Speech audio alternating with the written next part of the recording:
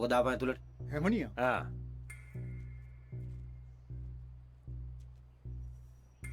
තව අවුරුද්දක් යනකම් ඔක එළියට ගන්න ඕනේ නැහැ. ඔක කොහෙද තිබිච්ච දෙයක්. මල්ලිලා කොහොමද කොහමද අයියේ? මල්ලිලා ගමේ වෙන්න ඇති. වෙන්න ඇති.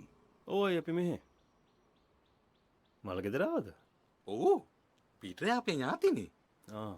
අයියලා මොන හරි වුණාවකට ආවද? කොණ්ඩේ කපන්නද? දන්නේ නැද්ද මල්ලි? ගමේ පොඩ්ඩක් ඇවිදලා. හරි ඇවිදලා එන්න. නෑ. එහෙම නෙමෙයි. වටපිට පොඩ්ඩක් බලලා මොනවාරි කරගෙන දන්නේ නැද්ද? අපි දන්නේ නැහැ නේ බං නේද? ඔව් දන්නේ නෑනේ. අපිට මුකුත් කරගන්න බැරි වීද මල්ලි? අයියලට මොනා කරගන්නද? දන්නේ නැද්ද මල්ලි? අපි ගොඩාක් දුර ඉඳන් ආවේ. අපිට මුකුත් ගේන්න බැරි වුණා. නැත්ද ගමේ බඩු මුකුත්? පිටින් ඇවිල්ලා ගමට ඇවිල්ලා ඉතින් උදව්වක් ඉල්ලපුවා නොකර බෑනේ.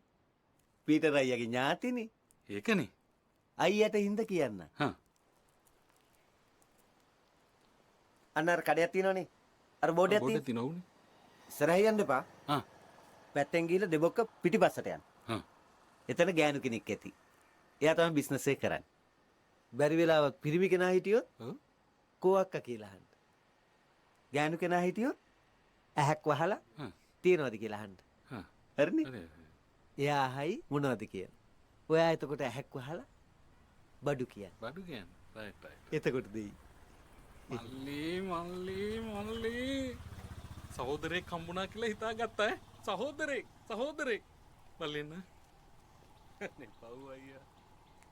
කටවම කළා මදි බං. ඒක ඇතුළට ආපු විදිහට මට මූත්‍රා පිට වුණා කියලා හිතුවේ.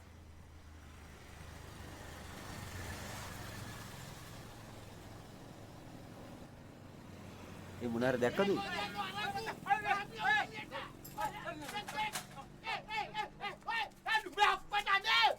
අලුකුත්තේරු අවලම් වල් බල්ලෝ ඈ හතර බෝයට සිල් ගන්න මිනිහෙක් යකෝ මං මෙතන මගෙන් අරක්කු ඉල්ලන්න මගේ නම එදලි ගන්න අපි කාලෙන්දර ටිකක් දියුණුලා ඉන්නකොට මේකේ උන්ට ඇස්වල හෙන කප්පනවා බලාගෙන